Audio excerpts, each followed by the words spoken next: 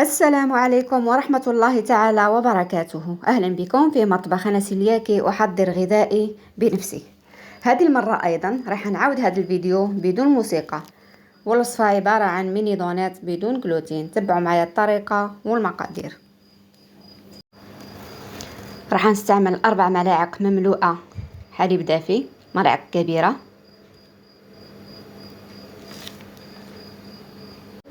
ملعقة كبيرة سكر، وملعقة متوسطة خميرة الخبز، ملعقة كبيرة مارغرين دايبة، وكيس فاني، وبيضة كاملة، قرصة ملح، شوية فقط الملح.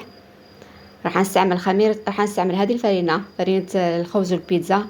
عندي 6 ملاعق، راح نستعمل 4 فقط حتى نشوف القوام. وعندي ايضا فرينة الارز، الا جا القوام يحتاج نزيد له. هذه خميرة كيميائية ملعقة صغيرة. نخلط المقادير جيدا ونشوف القوام. نكمل الملعقتان لان جاتني طريه بزاف.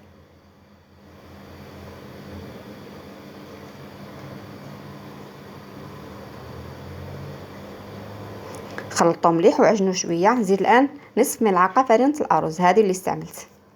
خليتها ترتاح. بعد ما ارتاحت ننفسها الان. ندير شويه زيت في يدي باه ما تلتصقش في يدي. نبدا نشكل لي ميني دونيت نتاعي. نديرهم غير بيدي هكذا ونرققهم شويه باه كي ينتفخوا يجيو خفاف. نفتحهم في الوسط. دائما دهنوا الاصابع بالزيت باش تساعدكم العمليه تجيكم سهله. هكذا الزيت كان يسخن. نقليهم بهذه الطريقه.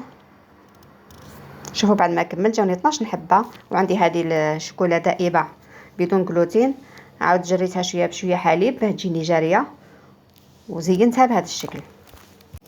وبعد ما كملت شوفوا النتيجه، شوفوا الخفه، جاوني خفاف بزاف. والبنه طبعا بعد ما تجربوهم وتذوقوا البنه راح تعجبكم بزاف. نتمنى تعجبكم الوصفه وتجربوها، والى لقاء اخر ان شاء الله. وشهيه طيبه.